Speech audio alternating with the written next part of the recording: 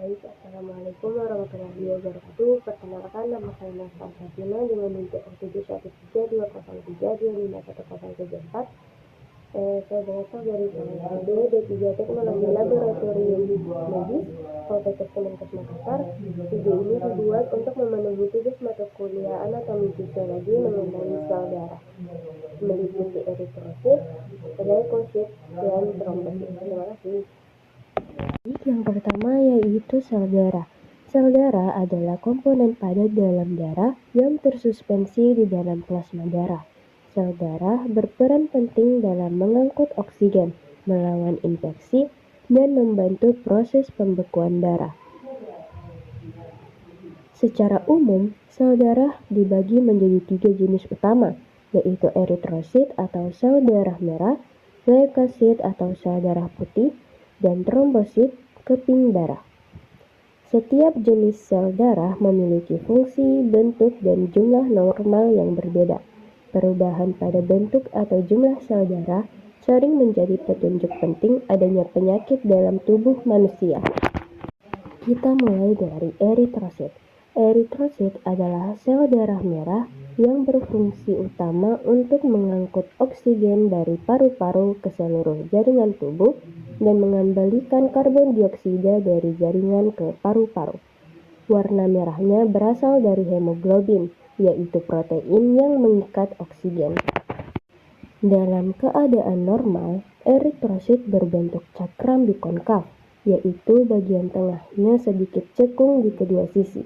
Eritrosit tidak memiliki inti sel dan berwarna merah muda dengan bagian tengah yang lebih pucat bila dilihat di bawah mikroskop. Ukuran normal dari eritrosit sekitar 7 hingga 8 mikrometer.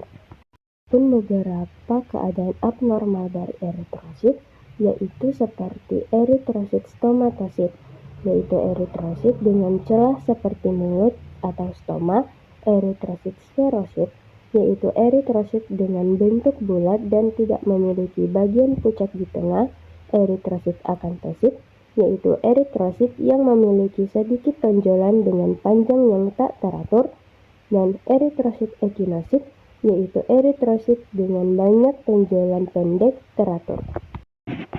Selanjutnya kita akan membahas leukosit atau sel darah putih. Leukosit berperan penting dalam sistem pertahanan tubuh terhadap infeksi, bakteri, virus, dan zat asing lainnya. Berdasarkan nukleus, ada kelompok polimorfonuklear dan kelompok mononuklear, dan sedangkan berdasarkan sitoplasma, ada kelompok granulosit dan kelompok agranulosit. Pada kelompok polimorfonuklear dan granulosit terdiri dari neutrofil, eosinofil, dan basofil. Sedangkan pada kelompok mononuklear dan agranulosit terdiri dari limfosit dan monosit. Neutrofil memiliki inti bersegmen banyak dan berfungsi melawan infeksi bakteri. Eosinofil memiliki inti bersegmen 2 dan granula merah jingga, berperan dalam reaksi alergi dan infeksi parasit. Basofil mengandung granula biru tua besar dan berperan dalam reaksi alergi berat seperti anafilaksis. Limfosit memiliki inti besar dengan sedikit sitoplasma, berperan dalam sistem kekebalan tubuh, terutama pada pembentukan antibodi. Monosit memiliki inti berbentuk seperti ginjal dan berfungsi sebagai fagosit yang memakan kuman dan sisa sel mati. Pada keadaan abnormal, leukosit bisa mengalami perubahan jumlah maupun bentuk. Contohnya, leukositosis, yaitu peningkatan jumlah leukosit, biasanya terjadi saat infeksi. Leukopenia, yaitu penurunan jumlah leukosit, sering terjadi pada gangguan sistem imun. Neutrofil hipersegmentasi terlihat pada anemia megaloblastik. Dan sel blast, yaitu sel darah putih muda yang meningkat jumlahnya pada penyakit leukemia. Perubahan pada leukosit membantu dokter dalam menegakkan diagnosis infeksi, alergi, atau penyakit keganasan darah. Selanjutnya adalah trombosit atau platelet yang dikenal sebagai keping darah. Trombosit berfungsi dalam proses pembentukan darah, yaitu membantu menghentikan pendarahan ketika pembuluh darah terluka. Trombosit terbentuk dari pecahan sel besar yang disebut megakariosit di dalam sumsum tulang.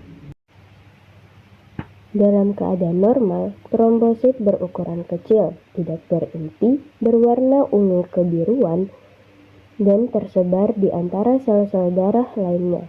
Jumlah normal trombosit berkisar antara 150.000 hingga 450.000 per mikroliter darah. Dalam keadaan abnormal, trombosit dapat mengalami giant trombosit yang sering terlihat pada gangguan sumsum tulang, dan agregasi trombosit, yaitu mereka berkumpul pada satu titik. Baik, itulah tadi materi mengenai sel darah meliputi eritrosit, leukosit, dan trombosit. Semoga bermanfaat. Wassalamualaikum warahmatullahi wabarakatuh.